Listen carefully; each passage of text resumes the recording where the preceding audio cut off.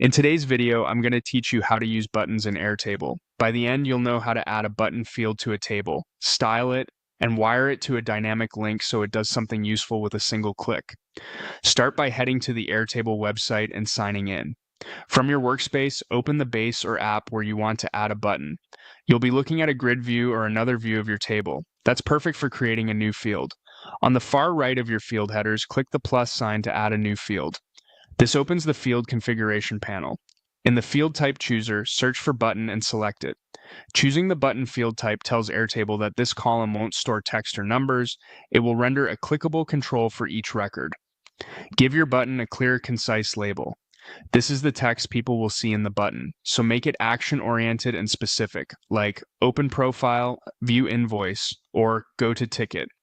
Short labels keep your grid tidy and make the intent obvious. Next, choose the style. Pick a color and icon that match the action. For example, a link icon for navigation or a document icon for viewing files. Consistent visual cues help your team recognize what each button does at a glance and reduce misclicks. Now choose the action. For this walkthrough, select Open URL.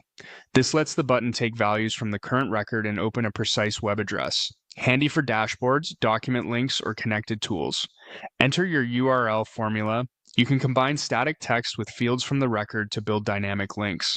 For instance, you might start with a base URL and append an ID stored in a field, ensuring each record's button points to the correct destination. Use functions like concatenate or the ampersand operator to stitch pieces together, and wrap dynamic parts with URL encoding if needed to avoid broken links. Keep an eye on the preview so you can validate the final URL before saving.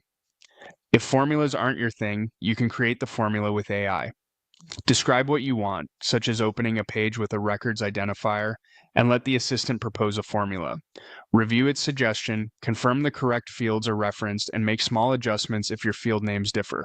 When everything looks good, click Create to add the field. You'll see a button in each row. Click one to confirm it opens the right page. If something's off, reopen the field settings to tweak the label, style, action, or formula until it behaves exactly as you expect.